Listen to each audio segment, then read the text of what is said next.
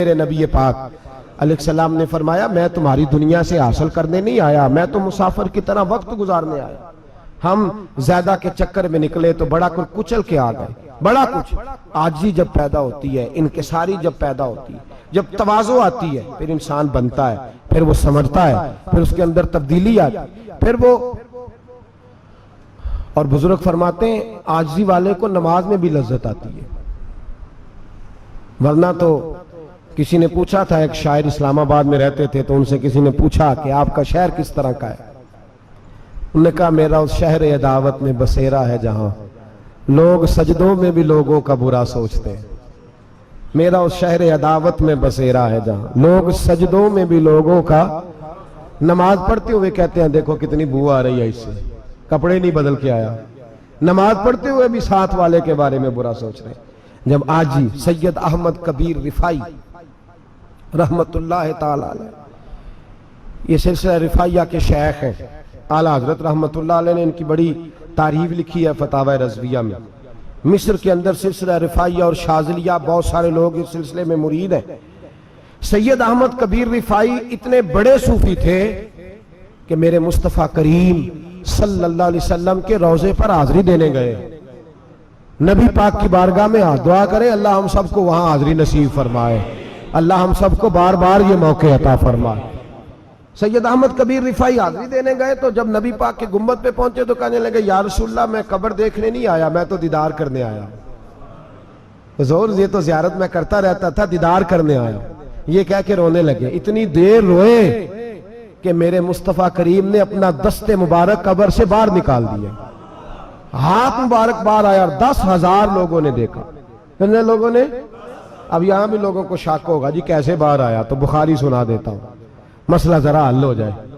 مسجد نبی کی تعمیر ہو رہی تھی، تعمیر تو کہتے ہیں کہ دیوار نہیں، تعمیر کرتے وقت نا ایک دیوار گری، یہ بخاری کے لفظ ہے، دیوار گری تو ایک پیر باہر آ گیا۔ پیر کو دیکھا تو کہتے ہیں ہاتھ رکھتے تھے تو اس میں بالکل ایسے تھا جیسے خون سائیڈوں پہ ہو گیا، بالکل زندہ۔ شور ہو گیا کہ یہ نبی پاک کا قدم مبارک ہے، حضور کا۔ بہت سارے لوگ کٹھے ہوئے، علماء کو بلایا، پیر دیکھا تو کہنے لگے نبی پاک کا نہیں، یہ تو سیدنا فاروق اعظم کا ہے۔ جب یہ کہا نا فاروق اعظم کا ہے تو پھر ایک شور اٹھا کہ یہ حال ہے ان کے غلاموں کا تو سرکار کا عالم کیا ہوگا، یہ حال ہے ان کے غلاموں کا تو پھر سرکار کا عالم۔ یہ بخاری ہے، تو زندہ ہے واللہ، تو زندہ ہے واللہ، میری چشم عالم سے چھپ جانے والا۔ سید احمد کبیر رفاعی اتنے بڑے، نبی پاک صلی اللہ علیہ وسلم نے دست مبارک باہر نکالا، 10,000 لوگوں نے دیکھا۔ کسی نے حضرت سید احمد کبیر رفاعی سے پوچھا کہ بابا اتنا بڑا درجہ، اتنا بڑا مقام کیسے ملا؟ تو بابا جی کہنے لگے زندگی میں کبھی کسی کو حقیر نہیں سمجھا، کسی کو کبھی حقیر، کبھی کسی کو اپنے سے کمتر نہیں سمجھا۔ تو اللہ نے دیکھیں نا، اگر آپ نہیں سمجھیں گے تو اس کے لیے بھی آپ کو عنوان مل جائیں گے، اور اگر سمجھنا ہے اپنے آپ کو بڑا تو اس کے لیے بھی موقع مل جاتے ہیں۔ حضرت شفیق بلخی بہت بڑے صوفی بزرگ ہوئے پر نوجوان تھے، جوانی میں ہی اللہ نے بڑا مرتبہ دیا۔ حضرت عبداللہ بن مبارک بوڑھے تھے، دونوں ایک محفل میں اکٹھے ہوئے۔ اب بغداد سارا ماننے والا تھا اور دونوں کا ماننے والا تھا۔ آخر میں دعا بزرگ کرایا کرتے تھے محفل کے اختتام پر۔ حضرت شفیق بلخی جناب عبداللہ بن مبارک سے کہنے لگے آپ دعا کریں، آپ دعا کریں، آپ بزرگ ہیں۔ اب جس نے جو ماننا ہے اسے اس کے لیے عنوان بھی مل جائے گا۔ حضرت سیدنا عبداللہ بن مبارک کہنے لگے بیٹے تو دعا کر، تیری عمر تھوڑی ہے، تیرے گناہ بھی تھوڑے ہیں، تیری عمر تھوڑی ہے، تیرے گناہ بھی تھوڑے ہیں۔ تو سیدنا شفیق بلخی کہنے لگے نہیں حضور آپ دعا کریں، آپ کی عمر زیادہ ہے تو نیکیاں بھی تو زیادہ ہی ہے نا، نمازیں بھی تو آپ کی زیادہ ہے نا، روزے بھی تو زیادہ، رمضان بھی تو آپ کی عمر میں زیادہ ہے نا، آج بھی تو آپ نے زیادہ۔ اگر آپ نے کسی کو اپنے سے بڑا سمجھنا ہے تو عنوان آپ کو مل جائے، چھوٹا سمجھنا ہے تو اس کے لیے بھی عنوان آپ کو۔ بات تو یہ ہے کہ آپ کیا کرنا، اگر آپ کسی کو حقیر سمجھنا چاہتے ہیں تو بات ختم ہو گئی۔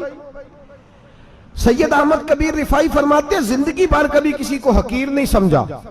اللہ کی ساری مخلوق کی کیا بات ہے، اللہ قرآن میں کہتا ہے ان اللہ لا یستحی ان یضرب مثلا ما بعوضۃ فما فوقها، اللہ شرم نہیں کرتا کہ ایک مچھر کی مثال بیان کرے یا اس سے بھی کم تر۔ اللہ مچھر کی بات کرتا ہے اتنا بڑا ہو کے، وہ کہتا ہے میں کروں گا، میری مخلوق جو ہے تو حضرت احمد کبیر رفاعی فرمانے لگے میں نے کبھی کسی کو حقیر، بولیے کبھی کسی کو حقیر، ہم لوگوں کے پاس عنوان بڑے حقیر سمجھنے کے لیے، ہم سمجھ لیتے ہیں۔ امیر آدمی کہتا ہے غریب محنت کیوں نہیں کرتا، محنت کرے امیر ہو جائے گا، عنوان ہوا کہ نہ تنقید کرنے کا۔ 4 بچے ہیں کریں کمائی امیر ہو جائیں گے، اب وہ حقیر سمجھ رہا ہے غریب کو، غریب بھی امیر کو حقیر سمجھتا ہے، وہ بھی کہتا ہے جو اس نے کمایا سارا ہی حرام ہے، جائز ایک پیسہ نہیں، اس نے بھی حقیر سمجھ لیا، یعنی وہ یہ کہہ رہا ہے کہ میں حلال کھاتا ہوں، یہ امیر حرام کھاتے ہیں، تو بات ختم ہو گئی، اس نے بھی حقیر سمجھ لیا، اس نے بھی حقیر سمجھ لیا۔ اب عنوان ہی تھا نا، اگر عنوان بدل لیتے تو بات بن جاتی۔ امیر اگر یہ کہتا کہ میں اس غریب کی مدد کروں گا اس لیے کہ پیسے محنت سے نہیں ملتے، خدا کے فضل سے ملتے ہیں، تو وہ یہ نہ کہتا کہ یہ محنت کرتا تو آگے چلا جاتا۔ اور غریب اگر سمجھتا اس بات کو تو یہ نہ کہتا امیر سارے حرام ہی کھاتے ہیں، وہ کہتا بھئی رب نے جو میرے لیے پسند کیا مجھے دیا، جو اس کے لیے پسند کیا اسے دیا، بات ختم ہو گئی، جھگڑا ختم۔ عنوان تو مل جائے گا آپ کو، مثبت بھی اور منفی بھی، تو اچھی بات نہیں کہ مثبت اختیار کریں۔ سید احمد کبیر رفاعی کہتے ہیں میں گزر رہا تھا، ایک دن میرے ساتھ ایسا ہوا کہ میں گزر رہا تھا کھیت کے اندر سے، ادھر بھی پانی تھا ادھر بھی پانی تھا، ہوتا ہے نا پانی پانی ہوتا ہے فصلوں میں کئی دفعہ، کب ہوتا ہے زیادہ پانی؟ نہیں جدو کدو کرید ہے جی، وہ جب کدو کرتے ہیں نا تو دونوں جانب پانی بھرا ہوتا ہے نا جی، وہ ٹریکٹر بھی پانی میں چلتا ہے، میں پینڈو ہوں نا مجھے زیادہ پتا ہے کیا حالات ہوتے ہیں، تو وہ ادھر بھی پانی ادھر بھی پانی، تو درمیان میں سے وہ منڈیر ہوتی ہے چھوٹی سی بات ٹاکھی تھا اپنی زبان ہے، تو کہتے ادھر بھی پانی تھا ادھر بھی پانی تھا۔ سید احمد کبیر رفاعی کہتے ہیں میں گزر رہا تھا، عصر کی نماز کا ٹائم ہو گیا، میں جلدی جلدی جا رہا، سامنے سے کتا آ گیا۔ انسان اشرف المخلوقات ہے، لیکن وہ اللہ کا شکر کرے گا کہ اس نے مجھے اشرف بنایا ہے، یہ نہیں کہہ سکتا کہ یہ مخلوق حقیر ہے یہ بری ہے، یہ نہیں کہہ سکتا، شکر کرے کہ مجھے اللہ نے اشرف سید احمد کبیر رفاعی کہتے ہیں کتا آ گیا سامنے سے، اب کتا آیا تو مجھے جلدی تھی، کتا بھی بھیگا ہوا تھا، اب میرا دل کرے کہ کتا نیچے اترے تو میں گزروں، کتا کھڑا ہے کہ یہ سائیڈ پہ ہو تو میں گزروں، کہتے ہیں دیر ہو گئی، تو مجھے ڈر لگتا تھا، میں نے کبھی کتے کو بھی نہیں جھڑکا تھا، کبھی کتے کو بھی، اپنی اتنی حیثیت ہی نہیں، جھڑکا ہی نہیں کبھی کسی کو۔ آپ فرماتے ہیں دیر ہو گئی تو میں نے کہا یا اللہ، حضرت سید احمد کبیر کہتے ہیں میں نے کہا یا اللہ اس کتے کو زبان ہی دے دے، میں اسے کچھ سمجھا ہی دوں، اسے زبان ہی دے دے تو قادر مطلق ہے، کہ اسے زبان دے دی۔ تو میں نے کتے سے کہا نیچے اتر جا، میں نے نماز پڑھنی ہے، تو کہنے لگا بابا جی آپ اتر جائیں، آپ اتر جائیں، آپ اتر جائیں، میں کیوں اتروں؟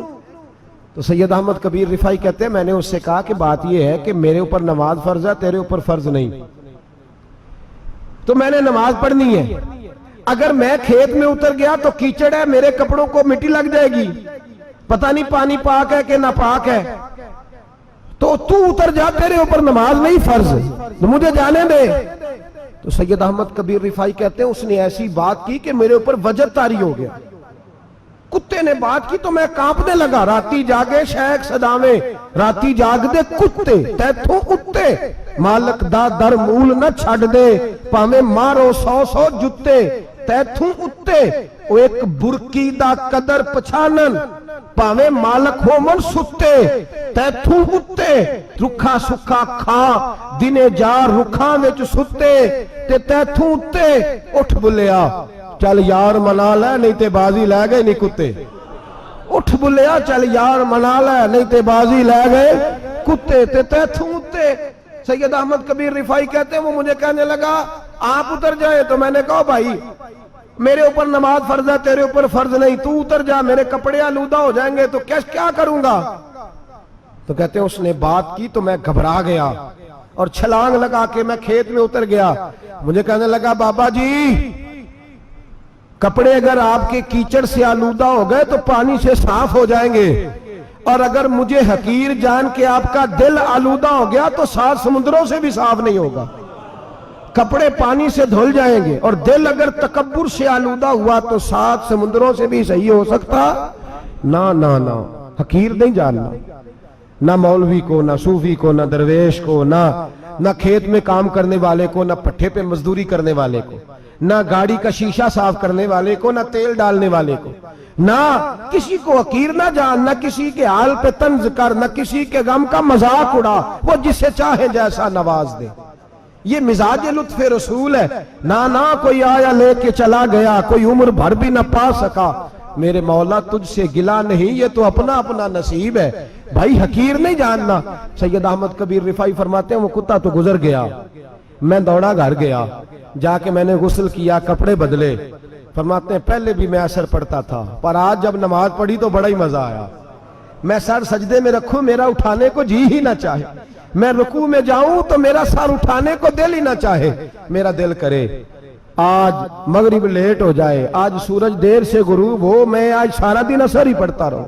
بھائی جب تو عاجزی والی پڑھتا ہے، جب تو انکساری والی پڑھتا ہے، جب تو حضرت سیدنا معاویہ بن خطیج رضی ایک حضرت معاویہ بن سفیان ہے، ایک معاویہ بن خطیج صحابی ہیں، وہ کہتے ہیں میں جنگ فتح کر کے آیا تو سخت گرمی کا موسم تھا، مجھے پتا تھا کہ عمر فاروق دوپہر کو آرام کر رہے ہوں گے۔ آپ فرماتے ہیں میں مسجد نبی میں بیٹھ گیا، ایک بچی جناب عمر کے گھر سے نکلی تو مجھے کہنے لگی معاویہ آپ کا نام ہے؟ میں نے کہا ہاں۔ اندر جا کے جناب عمر کو بتایا تو عمر دوڑے آئے، اور جب آئے تو سر پہ ٹوپی کوئی نہیں، پیروں میں جوتا کوئی نہیں۔ کہنے لگے میں تیرا انتظار کر رہا تھا، آج مجھے امید تھی تو آئے گا، تو نے بتایا کیوں نہیں؟ تو میں نے کہا حضور مجھے پتا ہے رات ساری آپ چہرے پہ کپڑا ڈال کے مدینے کی گلیوں میں رہتے ہیں، تو دوپہر کو آپ آرام کرتے ہوں گے، اس لیے میں نے کوشش کی کہ آپ کو بیدار نہ کروں، آپ آرام کر رہے ہوں گے، اس لیے یہ میں نے کوشش کی کہ میں بیٹھتا ہوں مسجد میں آرام کرتا ہوں، جب آپ آئیں گے تو دیکھی جائے گی۔ حضرت عمر فاروق نے جلال کیا، فرمایا تو مجھے غافل سمجھتا ہے کہ میں سو جاؤں گا؟ اور آپ فرمانے لگے میں قوم کا خادم ہوں، جس کی اتنی زیادہ رعایا ہو وہ سو جائے چپ کر کے، میں نے جواب نہیں دینا اللہ کی بارگاہ میں؟ فرمایا میرے امیروں کی طرح سونے جاگنے کے وقت مقرر نہیں، میں قوم کا خادم ہوں، جس وقت بھی آیا کرو مجھے جگا لیا کرو، مجھے قبر میں جا کے خدا کو بھی جواب دینا ہے، محمد مصطفیٰ کو بھی جواب دینا ہے۔ میرے بھائی یاد رکھیں جب یہ چیزیں پیدا، اور پھر ہم نے ان تکلفات میں، میں نے کئی دفعہ یہ بات بیان کی ہے، اب تو لوگ رشتے کرتے ہیں تو ڈی سی کالونی میں کرائے کا مکان خریدتے ہیں، 2-4 غیروں کی گاڑیاں منگا کے دروازے کے آگے کھڑا کرتے ہیں، رشتہ ہو جاتا ہے بڑا گھر دیکھ کے، اور جب شادی کے چوتھے دن پتہ چلتا ہے کہ یہ کرائے کا مکان تھا، تو رشتے مکانوں پہ قائم نہیں ہوتے، اعتبار پہ قائم ہوتے ہیں۔ وہ اعتبار ٹوٹتا ہے تو زندگی بھر قائم نہیں ہوتا دوبارہ۔ جو آپ ہیں آپ وہی رہیں، جو آپ نہیں ہیں وہ کبھی بننے کی کوشش نہ کریں۔ اور میرے عزیز یہ بھی یاد رکھیں عاجزی آپ کو سوار دے گی، اور ویسے بھی ہم اللہ کے حضور جانے والے ہیں، اگر پردوں میں چھپ کے چلے جائیں گے تو بچ جائیں گے، اور اگر ہم اپنا آپ دکھاتے ہی رہیں ساری زندگی اسی چکر میں رہیں کہ مجھے بھی پوچھو، مجھ سے بھی مشاورت کرو، میری بھی بات سنو، تو یہ انا کی دوڑ تو ختم ہی نہیں ہوتی۔ ہرس صرف پیسے کی نہیں ہوتی، ہرس ہوس شہرت کی بھی ہوتی ہے، اور نبی پاک صلی اللہ علیہ وسلم نے اس کو بھی بیان فرمایا ہے کہ یہ جو تیرے اندر چیز پیدا ہوتی ہے نا، میں جانا جاؤں پہچانا جاؤں، اس سے بھی اپنے آپ کو بچا۔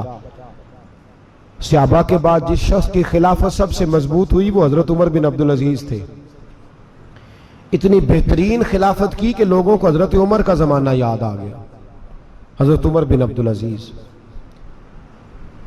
عراق میں رہنے والی ایک عورت تھی، اس عورت کا خامد فوت ہو گیا تو 5 بچیاں یتیم تھی، وہ عراق سے چلی اور جناب عمر بن عبدالعزیز کے پاس آئی کہ آپ میری بچیوں کا وظیفہ لگا دیں۔ وہ کہتی ہے جب میں پہنچی نا یہاں تو اب تو استقبال، آنا جانا بڑے معاملات ہیں، اب تو بچی کی برات آئے اور 5 7 10 20 لوگ دروازے پہ کھڑے نہ ہو تو برات ناراض ہو جاتی ہے، کہتے ہمارا استقبال ہی کسی نے نہیں کیا۔ تو استقبال تو اب اس طرح ہے جس طرح نشہ نہیں ہوتا، یہ استقبال کی حالت ہے، امیروں سے لے کے غریبوں تک۔ مجھے پوچھا ہی نہیں کسی نے، کرسی نہیں دی، آگے نہیں بٹھایا، یہ والا معاملہ ہے۔ اور میں میری طرح کے لوگ نیک لوگوں کی بات نہیں کرتا، اب تو ہم دیکھتے ہیں فلاں مولانا کا استقبال ہو رہا ہے، فلاں کے لیے لوگ کھڑے ہو رہے ہیں، نعرے لگ رہے ہیں، اور اب تو میں دیکھتا ہوں ایسے ایسے ہاتھ لہراتے ہیں صوفی اور درویش کہلانے والے، جیسے سیاسی لیڈر لہرایا کرتے ہیں۔ یہ کیا طریقہ ہوا؟ یہ کون سا طرز زندگی؟ میرے نبی پاک صلی اللہ علیہ وسلم نے فرمایا جو خواہش کرے کہ میں آؤں اور لوگ کھڑے ہوں وہ تو جہنمی ہے، تو دوزخی ہے۔ سارے وہی طریقے ہم اختیار کرتے جا رہے ہیں، وہی پروٹوکول ہے ہر جگہ۔ وہ لوگ جن کے دروازے کھلے ہونے چاہیے تھے وہاں بھی ہر وقت کے لیے معاملات طے ہو گئے۔ یاد رکھیں میرے نبی پاک علیہ السلام نے جو تعلیمات دی، حضرت عمر بن عبدالعزیز رحمت اللہ تعالی علیہ، عورت کہتی ہے میں پہنچ گئی، میں نے لوگوں سے پوچھا گھر کہاں ہے، تو کہا وہ جہاں بوری لٹک رہی ہے نا باہر ٹاٹ کا پردہ لگا ہوا ہے وہ حضرت عمر بن عبدالعزیز کا گھر ہے۔ کہتی ہے میں دروازے پہ دستک دی، ایک عورت نے دروازہ کھولا تو مجھے بی بی جان کے اندر بلایا، تو ان کے گھر کے اندر جب میں داخل ہوئی تو بڑا سارا سین تھا، ایک جانب کنواں لگا تھا، ایک طرف ایک بڑا درخت تھا، اور ایک چھوٹا سا بنائی ہوئی تھی جگہ برتن دھونے کے لیے، اور بی بی نہ برتنوں کو مٹی لگا کے صابن لگا کے بیٹھی ہوئی تھی، کام کر رہی تھی وہ عورت۔ مجھے اس نے درخت کے نیچے بٹھایا، پانی پلایا۔ کیسے آئی ہو؟ میں نے کہا امیر المومنین سے ملنا ہے۔ کہنے لگی بیٹھو تھوڑی دیر میں آ جاتے۔ کہتی تھوڑی، میں نے سمجھا گھر کی کوئی ملازمہ ہے، میں بیٹھ گئی۔ تھوڑی دیر گزری، پھر دستک ہوئی، اس بی بی نے اٹھ کے دروازہ کھولا، تو جب وہ شخص اندر آئے تو کہنے لگی بڑی دیر سے برتنوں کو صابن لگا کے بیٹھی ہوں، کہاں رہ گئے تھے؟ کہتی ہیں وہ صاحب کہنے لگے بس ذرا مصروف ہو گیا تھا، دوڑے گئے کنویں سے پانی نکالا، بی بی کو دیا، اس نے برتن دھوئے۔ کہتی ہے پھر تھوڑا سا سرکہ اور ایک رات کی روٹی وہ لائی، اس شخص نے کھائی۔ میں نے کہا کہ یہ دونوں گھر کے ملازم ہیں، میاں بیوی کام کرتے ہیں۔ جب وہ کھانا کھا چکے تو وہ عورت میرے پاس آئی، کہنے لگی اٹھ کے مل لو امیر المومنین سے۔ میں نے کہا کون امیر المومنین؟ تو کہنے لگی کب سے تو آئے ہیں، یہ جس نے کنویں سے پانی نکالا یہی مسلمانوں کا امیر ہے، اور یہ جس نے درخت کے نیچے بیٹھ کے سرکے سے روٹی کھائی ہے یہی ہے۔ یہ فرشتوں کی داستان نہیں، یہ وہ لوگ ہیں۔ میں رات کو بھی کہہ رہا تھا ایک جگہ پہ کہ یہ لوگ جو ہے نا جن کا آپ روز شکوہ کرتے ہیں حکومتیں بڑی خراب ہیں، یہ کوئی نہیں خراب، بالکل خراب نہیں۔ جتنے سیاسی لیڈر ہیں سارے صحیح ہیں، خراب وہ لوگ ہیں جو انہیں ووٹ دے کے لیڈر بناتے ہیں، بالکل خراب نہیں۔ میں تو ان کے حق میں ہوتا جا رہا ہوں۔ ناراض ہو گئے نا آپ لوگ؟ اللہ کرے تسی ہو جو تے اگلے الیکشن سے سیانے بھی ہو جو، آمین تو کہہ دیں۔ میں نے کوئی مشورہ نہیں دینا، اس لیے کہ میری نظر میں کوئی ایسا شخص نہیں جس کے لیے میں آپ سے کہہ سکوں کہ ووٹ دیں، اور ہم تو ایسی بات کریں تو کئی لوگ ناراض ہو کے چلے جاتے ہیں، لیکن کوئی پرواہ نہیں، اس لیے کہ یہ دین میرے نبی پاک کا دین صرف مسجد کا دین نہیں۔ انشاءاللہ آئندہ جمعہ نظریہ پاکستان بیان کروں گا اور بتاؤں گا کہ پاکستان کا مطلب کیا، لا الہ الا اللہ محمد رسول اللہ صلی اللہ علیہ وسلم۔ حضور کا جو قرآن نافذ ہوگا مسجد میں، وہ قرآن کچہری میں بھی نافذ ہوگا انشاءاللہ، اور وہ قرآن نافذ ہونے آیا ہے، اسمبلیوں میں وہی قرآن نافذ ہوگا انشاءاللہ، اور یہی چراغ جلے گا تو روشنی ہوگی۔ بیان کریں گے اور ڈٹ کے بیان کریں گے، آپ کو بتائیں گے۔ بس جو بات سمجھا رہا ہوں فی الوقت وہ سمجھے، مجرم وہ نہیں جو بڑا بن کے لوٹتا ہے، مجرم وہ ہے جو اس کو سپورٹ کرتا ہے، جس نے اسے بڑا بنایا ہے۔ یہ یاد رکھ لیں، ہماری کوئی بچت نہیں ہوگی، ہم سے پوچھا جائے گا، ہم سارے کچہری میں کھڑے ہوں گے، اللہ سوال کرے گا کہ تم بتاؤ تم ان کے مددگار کیوں بنے تھے، تم سپورٹ کیوں کرتے تھے، یہ پوچھا جائے گا اور ہم نے جواب دینا ہے۔ بہرحال عام دام برسر مطلب جناب عمر بن عبدالعزیز رحمت اللہ علیہ کے وہ بی بی گئی تو کہنے لگی کہ یہ امیر المومنین نے کہا ہاں، وہ اٹھ کے حاضر ہوئی، کہا حضور میں عراق سے آئی ہوں، میرا خامد فوت ہو گیا، میری 5 بیٹیاں ہیں، وظیفہ لگا دے۔ وہ بی بی کہتی ہے میرا دل تھا کہ یتیم بچیوں کا 100 دینار سال کا لگا دیں گے تو بڑی بات ہے۔ کہتی ہیں جب میں ان کے پاس گئی تو حضرت عمر بن عبدالعزیز کو بتایا تو وہ رونے لگ گئے اور مجھ سے معافیاں مانگنے لگے۔ میں نے کہا حضور آپ کیوں معافی مانگتے ہیں؟ تو کہنے لگے اس لیے معافی مانگ رہا ہوں کہ تو میری رعایا میں تھی اور تیری 5 بچیاں یتیم تھی، تجھے خود چل کے آنا پڑا ہے، میرا کام تھا تیری خبر لیتا، معاف کر دے اللہ کی رضا کے لیے۔ انہوں نے وظیفہ لکھنا شروع کیا تو میری ایک بچی کا 1000 دینار سال کا لکھا۔ میں نے کہا اللہ تیرا شکر ہے۔ پھر دوسری بچی کا 1000 لکھا تو میں نے کہا اللہ تیرا شکر ہے۔ تیسری کا 1000، چوتھی میں نے کہا شکر ہے۔ جب چوتھی کا لکھا تو میں نے کہا اللہ آپ کا اقبال بلند کرے، اللہ آپ کو ہمیشہ اسی طرح پھلتا پھولتا رکھے۔ کہتے ہیں جناب عمر بن عبدالعزیز نے قلم رکھ دیا، فرمانے لگے میں 5ویں کا وظیفہ نہیں لکھوں گا، 4 بہنوں سے کہنا بانٹ کے اسے بھی دے دیں۔ کہا حضور کیوں؟ آپ فرمانے لگے جب تک تو اللہ کا شکر ادا کر رہی تھی میں بھی رب سے جڑا ہوا تھا اور اللہ سے ڈر کے لکھ رہا تھا، اب تو نے میری تعریف کی ہے، اب میری ذات آ گئی ہے، اب میں اگر یہ وظیفہ لکھوں گا تو اس سے اللہ راضی نہیں ہوگا، اس سے میرے نفس میں ریا پیدا ہوگی، اب میں 5ویں کا نہیں لکھوں گا، جا اور جا کے عراق کے گورنر کو دے۔ بی بی کہتی ہے میں گھوڑے پہ بیٹھی اور میں چند دنوں کے بعد عراق پہنچی، جب سویرے آ کے میں نے والی عراق کو رکا دیا تو وہ چیخ مار کے رویا۔ میں نے کہا کیا ہوا؟ تو کہنے لگا بی بی آج رات کو حضرت عمر بن عبدالعزیز کا انتقال ہو گیا ہے، فوت ہو گئے، تو انتقال کر گئے۔ کہتی میں بھی تڑپ کے روئی۔ میں نے کہا میری یتیم بچیوں کا کیا بنے گا؟ تو وہ گورنر کہنے لگا تیرے وظیفے جاری رہیں گے، تجھے ملتے رہیں گے۔ تو کہنے لگی کیسے؟ کہنے لگا میں اگر تو گورنر رہا تو تیرا وظیفہ جاری رہے گا، اور اگر گورنری سے اتر بھی گیا تو میں ذاتی طور پہ مالدار ہوں، پھر بھی تیری بچیوں کے ماہانہ پیسے پہنچتے رہیں گے۔ میں نے کہا تو کیوں دے گا؟ کہتی وہ رو پڑا۔ کہنے لگا اگر امیر حضرت عمر بن عبدالعزیز جیسے ہوں تو پھر اللہ گورنروں کے دلوں میں بھی رحم ڈال دیا کرتا ہے، پھر میرے جیسے لوگوں کو بھی وہ بدل دیتا ہے۔ حضرت عمر بن عبدالعزیز گھر آئے،